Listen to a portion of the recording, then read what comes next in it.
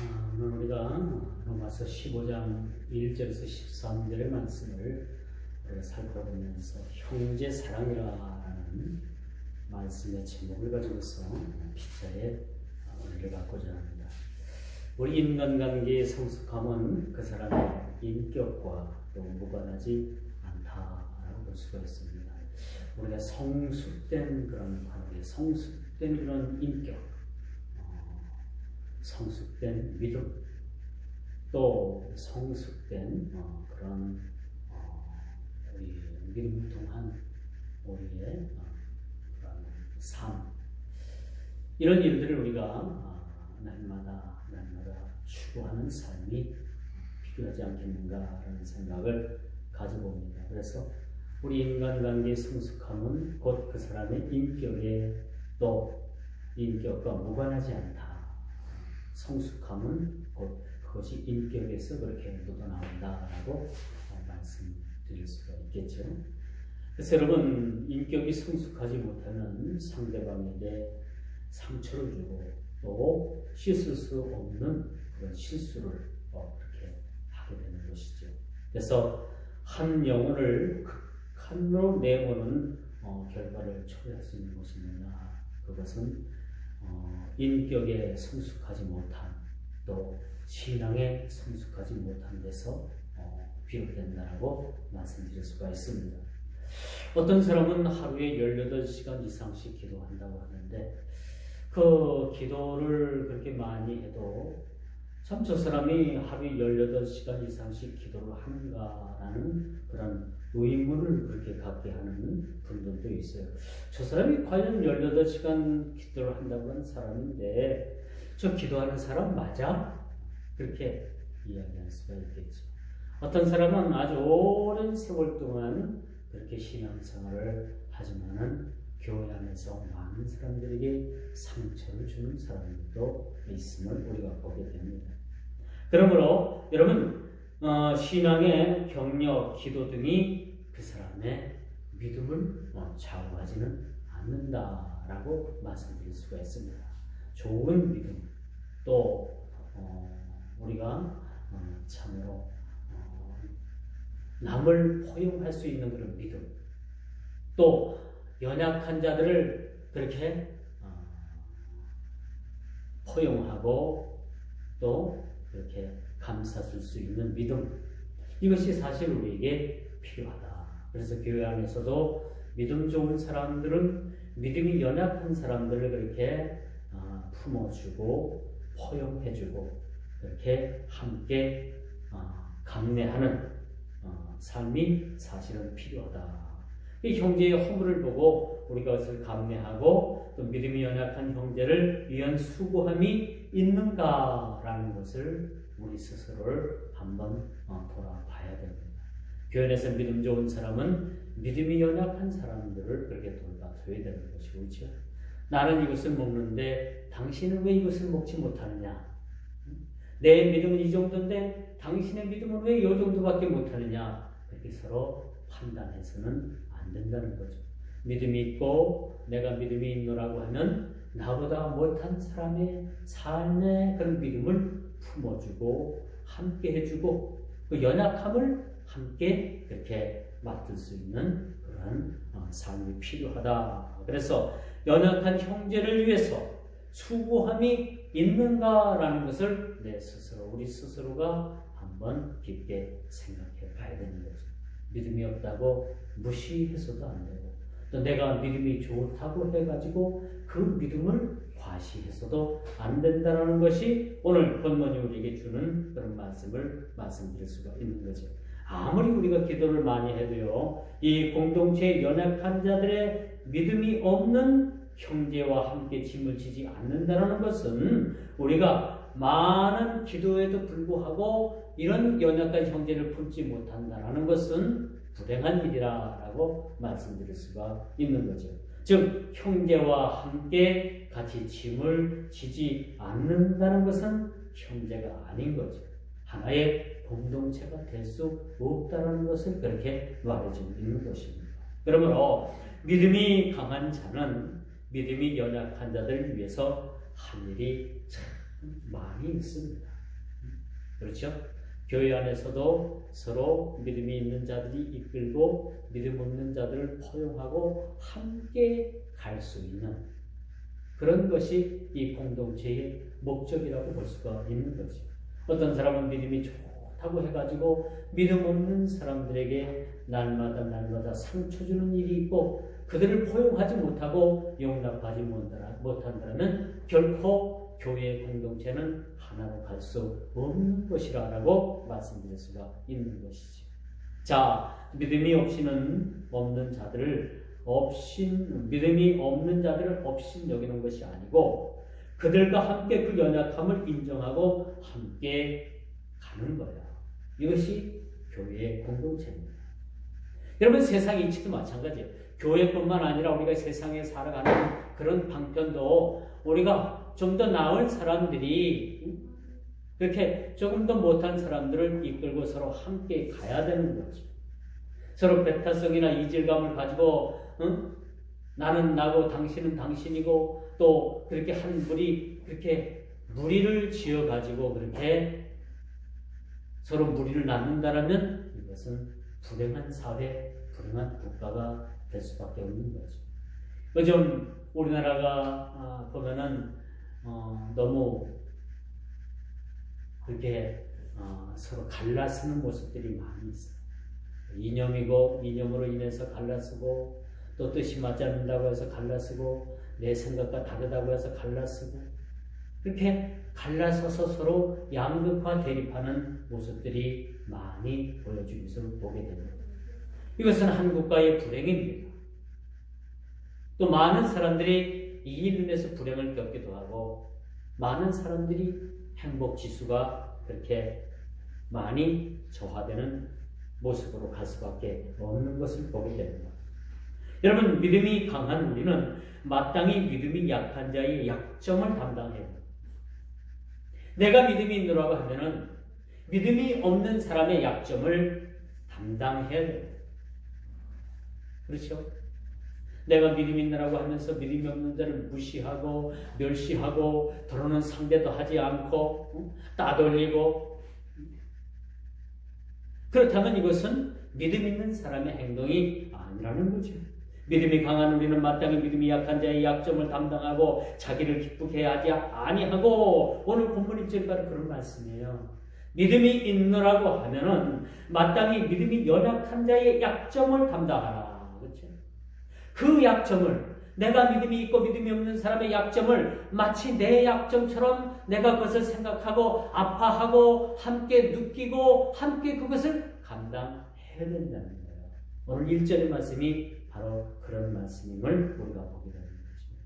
그리고 자기를 기쁘게 하지 아니하고 믿음 없는 자를 기쁘게 하고 나보다도 나의 기쁨을 성취하는 것보다도 나 아닌 다른 사람의 기쁨을 위해서 그 성취를 위해서 여러분들이 살아라라는 것이 오늘 본문 1절이 우리에게 주는 말씀입니다. 믿음의 공동체는 함께 가는 거예요.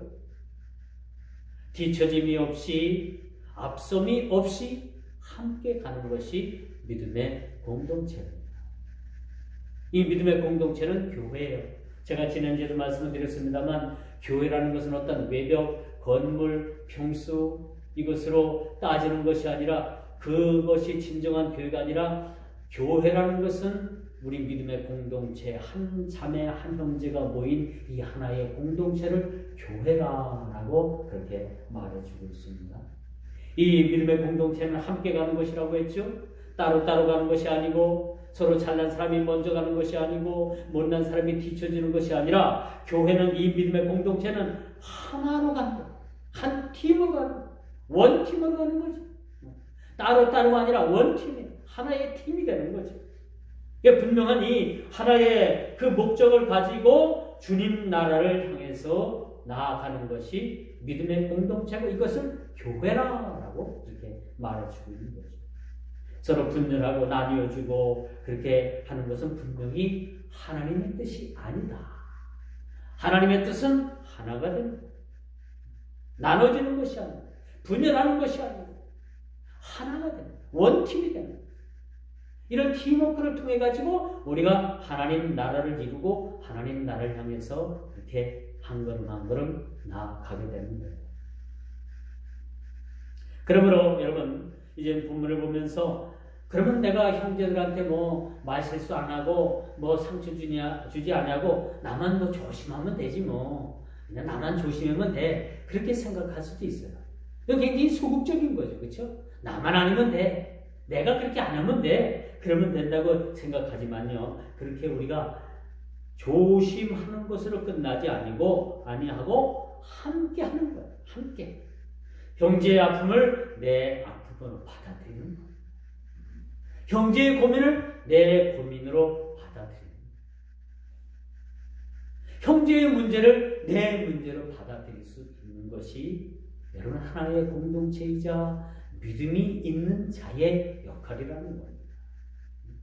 믿음 있다고 해서 머리 흔들고 믿음 없다고 하는 자들을 좀 멸시하고 그런 것이 아니라 내가 좀 믿음이 있느라고 하면은 나 자신만 잘하면 되지 뭐 아이고 남이 어쨌든 간에 그냥 나만 조심하면 돼 거기에서 머무르지 아니하고 거기서 끝나는 것이 아니고 믿음 없는 사람을 내 믿음으로 그를 품고 함께 짐을 지는 것이다 라고 말씀드렸습니다. 왜 그러냐? 왜 제가 이렇게 자꾸 매주마다 이런 말씀을 강조하느냐? 주님께서도 그렇게 하셨기 때문에 주님께서는요 우리의 질고를 친히 짊어지셨다고 했잖아요. 우리 연약함을 아시고 주님께서 그 연약함을 담당하셨다고 했잖아요. 주님께서는 또 그뿐만 아니라 우리의 모든 죄를 짊어지셨다라고 말씀해 주고 있어요. 그리고 짊어지셨을 뿐만 아니라 십자가에 저와 여러분들을 위해서 죽으셨다라는 거예요. 이게 복음입니다. 이것이 공동체 안에서의 우리가 행해야 될 일들이라는 거죠. 왜? 주님께서 그렇게 보여주셨고 주님께서 그렇게 행하셨고 너희도 이와 같이 하라라는 그런 명령을 쫓아서 우리도 그렇게 해야 된다는 거예요. 어떤 이들은 나에게 닥친 일이 아니라고 팔짱 끼고 강 건너 불구경하듯 그렇게 수수방관하는 입장을 취하는 분들도 있습니다. 그러나 분명한 것은 주님께 반드시 이런 일들은 책망받는다. 나의 일이 아니라고 팔짱 끼고 강 건너 불구경하듯이 보고 또 수수방관하는 일은 그것은 성도로서 내가 믿음이 더 있는 나로서 직무유기한 거예요. 직무. 내가 믿음 있느라고 하면은 마땅히 믿음 없는데 형제와 자매를 돌볼 수 있는 그러한 넓은 품위. 그렇게 그 연약한 믿음이 없는데 형제 자매를 그렇게 내 믿음 있는 믿음으로 품어야 된다. 라는 것을 말해주고 있습니다. 우리가 수수방관한다는 것은 강 건너 불구경하듯이 우리가 그렇게 내 형제를 바라본다는 것은 내 형제에 대한 태도가 아니라는 거죠. 형제의 아픔을 내 아픔으로 그것을 느낀, 그렇죠? 목사의 심정은 어떤 심정입니까? 우리 성도들이 잘 될 때 목사의 마음도 기뻐요. 우리 성도들이 또 어떤 어려운 일들을 당하고 슬픈 일을 당하면 목사의 마음도 아픕니다. 아프죠? 이게 저뿐만 아니라 여러분들도 마찬가지입니다. 여러분이 어떤 우리 교회 안에서 어떤 성도가 어떤 집사님이 어려운 일들을 당하면 그 어려운 일이 마치 내 어려운 일이냐 그렇게 그 어려움을 함께 해야 된다. 그 함께하는 일이 뭡니까? 그 어려움에 처해 있는 그 형제와 자매를 위해서 기도하는 겁니다. 기도의 시간을 갖는 겁니다. 기도의 시간을 통해서 그 형제의 어려움을 하나님께 아뢰고 또 할 수만 있다면 내가 물리적으로 또 할 수 있다면 물리적으로 그 형제를 도울 수 있는 것 그 자체도 저와 여러분들이 해야 될 일이라는 거죠. 그래서 여러분 예수 그리스도 안에서의 공동체는요 기쁨도 슬픔도 함께 나누는 거다. 기쁨도 슬픔도 함께 나누는 것이다 그리고 형제를 위해서 함께 짐을 짊어지는 겁니다. 할 수가 있죠? 그렇게 해야 되는 거죠. 왜? 아이고, 내 뭐 친형제, 친자매 일도 내가 그 일들을 내가 뭐 짐을 지지 못하고 그렇게만 하고 있는데 어떻게 공동체 안에서 나와 피도 전혀 피 한 방울 섞이지 않는 내 형제야, 내 형제라고 하고 자매라고 하는 그런 연약한 자들을 위해서 어떻게 내가 짐을 짊어질 수 있을까? 여러분 그렇게 생각할 수도 있습니다. 그러나 주님께서는 저와 여러분들과 상관이 있었던 분이십니까? 아니요.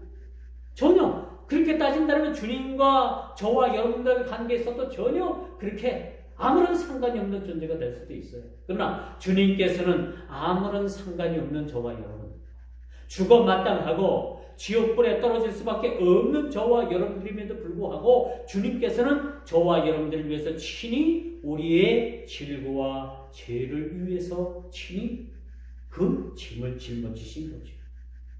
그러므로 주님께서 그렇게 하셨듯이 너희도 그렇게 하라라는 것이 오늘 주님의 명령입니다. 주님께서 그렇게 말씀하시는 거죠. 형제를 위해서 짐을 짊어지라. 왜 이런 논리가 여러분 이런 논리로 이렇게 말씀을 드릴 수밖에 없느냐? 이유는 주님께서도 나의 죄와 질고를 위해서 그 죄악을 담당하셨기 때문입니다. 그렇기 때문에 이 교회 안에서 우리 하나의 공동체는 뗄래야 뗄 수 없고 또 나눌래야 나눌 수 없고 또 무시할래야 무시할 수 없고 잊어버릴래야 잊어버릴 수 없는 그런 특수한 관계를 가지고 있는 것이 오늘 교회의 공동체라고 말씀드릴 수가 있는 거죠. 마땅히 나의 희생이 있고 나의 기쁨이 아닌 형제의 기쁨의 목적을 위해서 살 때 교회가 여러분 세상을 살릴 수가 있는 거예요. 지금으로부터 수년 전에는요, 세상이 교회를 바라봤어요. 그렇죠? 선교 125년 정도 지금 좀 넘었습니다만 선교사들이 들어와가지고 제일 먼저 뭘 했어요? 교회를 세웠어요? 아니, 선교사들이 가장 먼저 이 땅에 들어와가지고 뭘 세우느냐? 학교를 짓고, 그렇죠? 그때만 해도 문명력이 너무나 높았잖아요. 이 조선의 사람들을 어떻게든지 교육을 시켜가지고 그들이 보다 나은 생활을 하기 위해서 학교를 세웠어요. 이화학당, 지금 우리 연세대학교 전신이 뭡니까? 연세대학교, 이화여자대학교, 그 밖에도 수많은 크리스천의 그런 학교들이 세워졌어요. 왜 그런 학교들을 세웠을까요? 또 그리고 교회를 먼저 세운 것이 아니라 곳곳마다 병원들을 세워가지고 그렇게 아픈 자들을 치료하기 위해서 그들이 그렇게 힘썼던 모습을 우리가 보게 됩니다. 그 다음엔 교회를 세우게 됩니다. 이것이 어디서부터 다 그렇게 출발을 했느냐? 형제 사랑에서. 이 조선이라는 나라 백성을 사랑하는 그 하나님의 눈빛에서 선교사들은 그 하나님의 눈빛을 발견하게 됩니다. 그리고 그들이 교회를 먼저 세우기보다는 학교를 세우고 병원을 세우고 그들을 그 다음에 복음으로 초대했던 사실들을 우리가 보게 됩니다. 그러면 여러분 물질로도 할 수 없는 것이 믿음으로 연약한 형제를 포용하는 거예요. 물질이 많다고 해서 내 믿음이 물질이 많다고 해서 형제를 포용할 수 있는 것이 아니라 나보다 못한 형제를 포용하고 그들을 우리가 케어할 수 있는 것은 믿음입니다. 내가 좀 믿음이 더 있다고 하면은 믿음 없는 형제를 위해서 내가 극구 자발적으로 그 형제를 위해서 헌신할 수 있다는 거지. 그리고 나의 유익을 구하는 것보다도 형제의 유익을 위해서 나를 비울 수 있는 그런 공동체가 바로 교회라는 사실을 여러분 믿어 의심치 않게 되는 것이죠. 형제를 위해서 짊어지고자 하는 그 뜨거운 마음이 저와 여러분들에게 있습니다. 나보다 못하는 그 형제를 위해서, 그 형제의 아픔을 위해서 그 짐을 함께 질 수 있는 그런 뜨거운 마음이 나에게 있는가라는 것을 한번 물어보게 됩니다. 왜? 그리스도께서는 기꺼이 그 형제의 연약함을 위해서 십자가, 그리스도께서는 저와 여러분들의 그 연약함을 위해서 십자가를 짊어지셨다는 사실, 여러분 기억을 해야 합니다. 그러므로 우리 각 사람이 이웃을 형제를 기쁘게 하되 선을 이루고 덕을 세우도록 하지니라 라는 이전의 말씀이 우리 마음에 이것이 확 들어와야 돼요. 우리 각 사람이 이웃을 형제를 기쁘게 하되 선을 이루고 덕을 세우도록 하지니라, 오늘 이전에 그렇게 말씀합니다. 결국 목적과 동기가 선을 이루고 덕을 세우는 일이라는 거죠. 그러므로 이제 우리는요, 예수 그리스도의 그런 마음을 품어야 돼요. 예수님께서는요, 그 성경을 읽어보면 아주 특이한 점이 나와요. 예수님께 나와서 병을 고치든가 어떤 문제를 해결하기 위해서 예수님 앞으로 나온 자들을 예수님께서는 절대 거저 그냥 보내신 적이 없어요. 그들의 질병을 고쳐주셨습니다. 돌아가는 길에 그들이 허기 질까봐 그 수많은 사람들을 광야에서 들판에서 그들을 먹이셨습니다.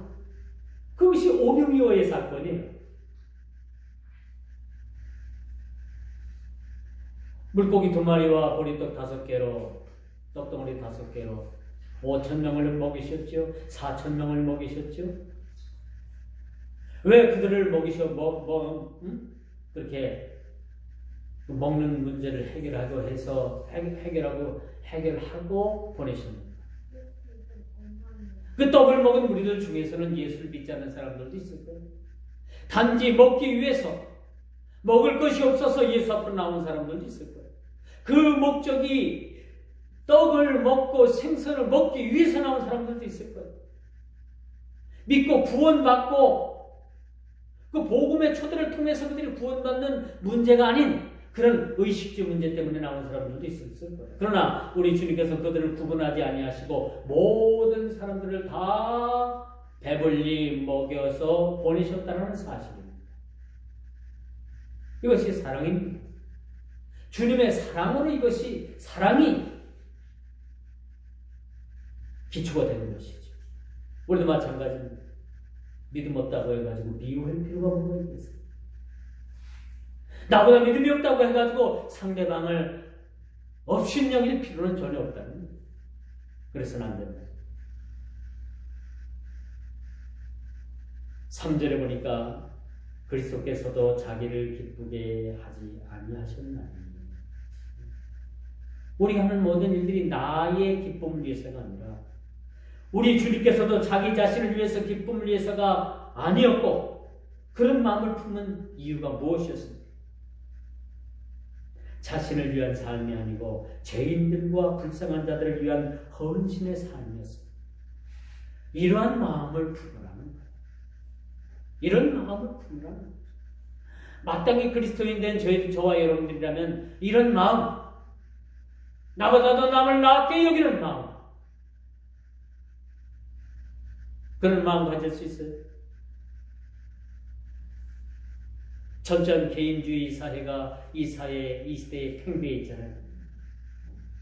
철저하게 개인 위주입니다. 나란 사람이 중심인 사회에 우리가 살아가고 있습니다. 그러나 성경은 나보다도 남을 낫게 여기라고 그렇게 말씀해 주고 있습니다. 나보다 남을 낫게 여기는 마음, 할 수 있어요? 할 수 있어야 됩니다. 그래서 여러분, 예수 그리스도의 마음을 품은 사람은 입으로 그치지 않아요.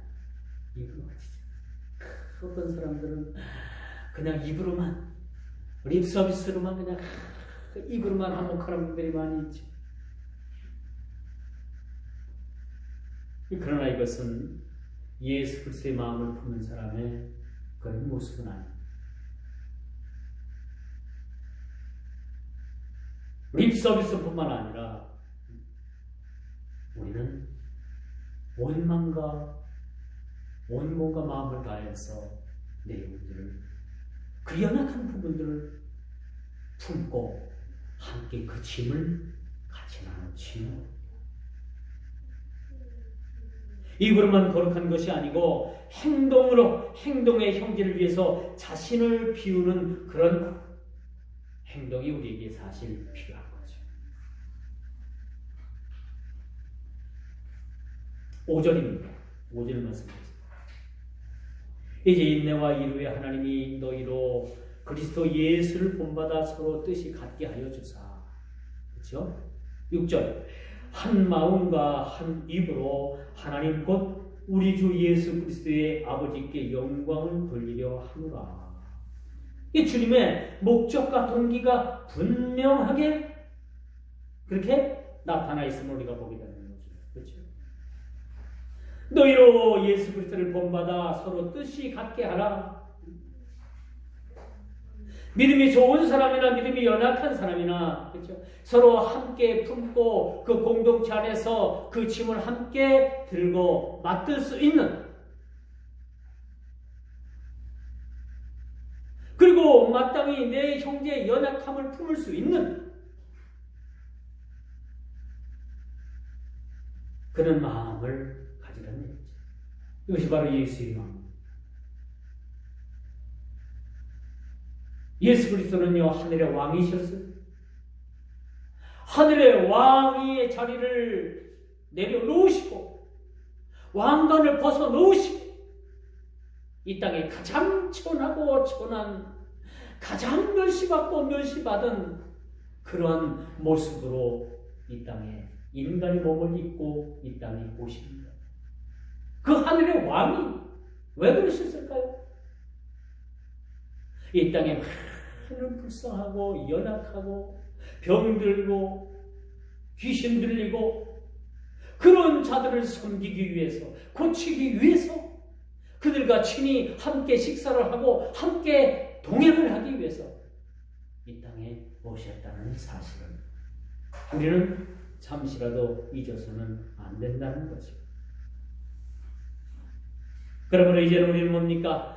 나의 중심이 아니고 나의 기쁨이 아닌 주를 위하여 내 형제의 기쁨이 되고 내 형제의 중심이 되는 그런 삶이 필요하다는 거죠. 이와 반대로 내 중심으로 내 기쁨으로 사는 삶을 살게 되면요, 내 기쁨으로만 살고 내 중심으로만 살고 그런 사람은 하나님은 안중에도 없는 거예요. 여러분 살아가면서 하나님이 여러분들에게 어떤 존재입니까? 예수 그리스도께서 어떤 존재가 되십니까? 살아가면서 하나님은 안중에도 없고 여러분 삶이 여러분 중심되고 여러분 기쁨만을 위해서 살고 여러분 이 세상에서 취할 것들 그런 목적만을 위해서 여러분이 살아간다면 모르긴 몰라도 여러분 생각과 여러분 삶에는 하나님이라는 것은 그 하나님의 존재, 하나님이 실존하시는 그 하나님의 존재는 안중에도 없을 수 있다는 사실을 우리가 알아야 됩니다. 여러분 하루에도 우리 주님을 몇 번이나 생각해요? 기도할 때 잠깐 주님께 기도하고 마는 거 그게 답니까? 아니면 하루 종일 살아가면서 세상 일이 바빠가지고 주님은 안중에도 없습니까? 어떤 삶을 여러분들이 살아가고 계십니까? 우리 연약함을 품고 기도할 때 성령님께서는 우리의 삶을 변화시켜줍니다. 이 거룩한 공동체 안에서 나의 형제의 연약함을 위해서 간절히 기도할 때 성령께서는 그 연약함을 아시고 그 연약함의 삶을 변화시켜주고 환경을 변화시켜주고 조건을 변동시켜주시고 생각을 바꿔주시고 바라보는 눈의 높이를 바꿔주시고 그러므로 성령 하나님의 역사를 우리는 기대해야 합니다. 우리 연약함을 아시고 친히 우리를 위해서 질구를 짊어지셨던 주님, 그 겟세마네 동산에서 올라가지고 그 주님 앞에 절규하는 기도를 여러분 들어보셨습니까? 저와 여러분들 위해서 지는 짐이 그 짐이 천근만근 헤아릴 수 없는 그러한 큰 고통의 무거운 짐을 주님께서 지시고 하신 기도를 나의 하나님, 나의 하나님 그렇게 절규하시는 주님의 기도를 우리가 생각해 봐야 합니다. 그러므로 이제는 우리가 역사하시는 그 하나님 성령님을 통해서 우리의 친히 연약함을 아시고 성령 하나님께서 먼저 우리를 위해서 기도하신다고 했잖아요. 그렇죠? 무시로 하나님께서 우리를 위해서 기도하십니다. 우리가 기도하기 전에 먼저 성령 하나님은 우리를 위해서 기도하십니다. 그리고 그 성령 하나님을 우리가 바라볼 때 오늘 주신 말씀을 통해서 그 말씀을 우리가 바라보고 그 말씀을 우리가 받아들일 때 그 말씀의 역사심을 통해서 나의 삶이 혁명이 일어나게 됩니다. 그동안 형제를 사랑하지 못했던 그런 마음에 눈이 뜨지게 됩니다. 그동안에 나만 알고 나만 위해서 살았던 그런 내 중심의 삶이 이제는 내 중심의 삶이 아니라 이 공동체를 위한 삶으로 변화되게 되는 불쌍한 내 이웃이 보이고 불쌍한 내 형제 자매가 그때부터 보여지게 되는 겁니다.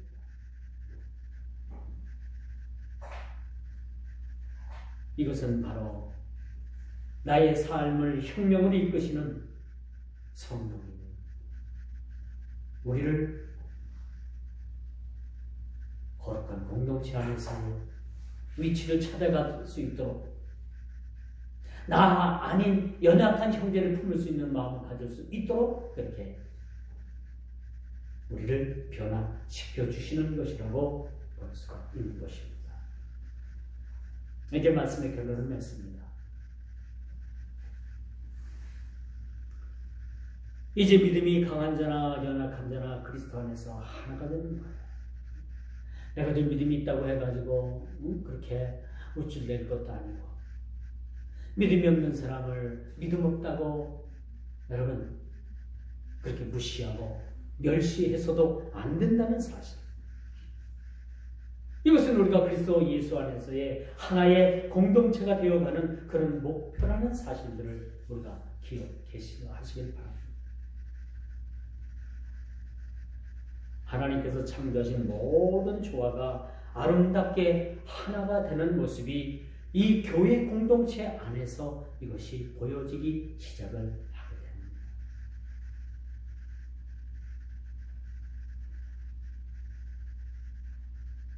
그리스도의 꿈은 여러분 전 세계가 하나님을 찬양하는 일입니다. 그리고 거룩한 공동체 안에서 서로 형제 자매가 하나가 되는 겁니다.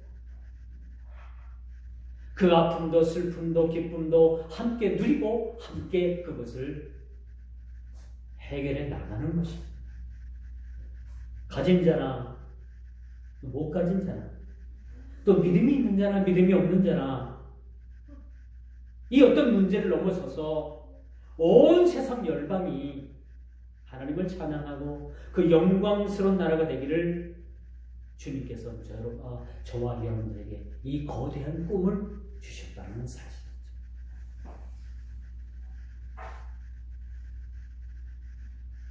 그래서 교회되는 것은 이 공동체가 얼마나 건강한 그런 모습을 가지고 살아가느냐라는 것에 달려있음을 우리가 결코 교회 재정의 1년 예산이 얼마냐, 모이는 숫자가 몇 층으로 이루어졌냐, 주차장은 지하 몇 층까지 내려가 있느냐, 그것이 교회의 어떤 사이즈, 교회의 어떤 부흥, 또 교회 공동체의 건강의 지수가 아니라, 척도가 아니라,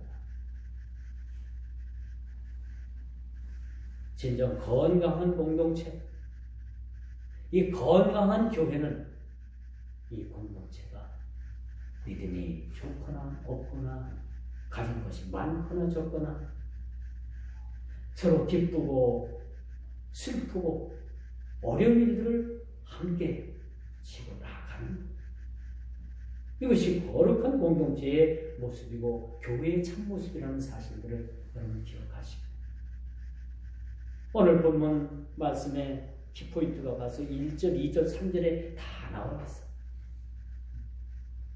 1절, 2절, 3절만 읽어봐도 내가 교회를 이렇게 섬겨야 되겠구나, 내 형제를 이렇게 섬겨야 되겠구나 라는 것을 우리가 거기서 답을 얻을 수 있다는 사실을 기억하시고 여러분 모두가 거룩한 공동체 안에서 아픔을 주고 상처를 주고 그런 모습들이 아니라 서로 위로하고 나눠주고 함께 기쁨도 누릴 수 있는 믿음의 성도들의 거룩한 공동체가 되기를 주 이름으로 축원하면서 말씀을 맺도록 하겠습니다. 기도합니다.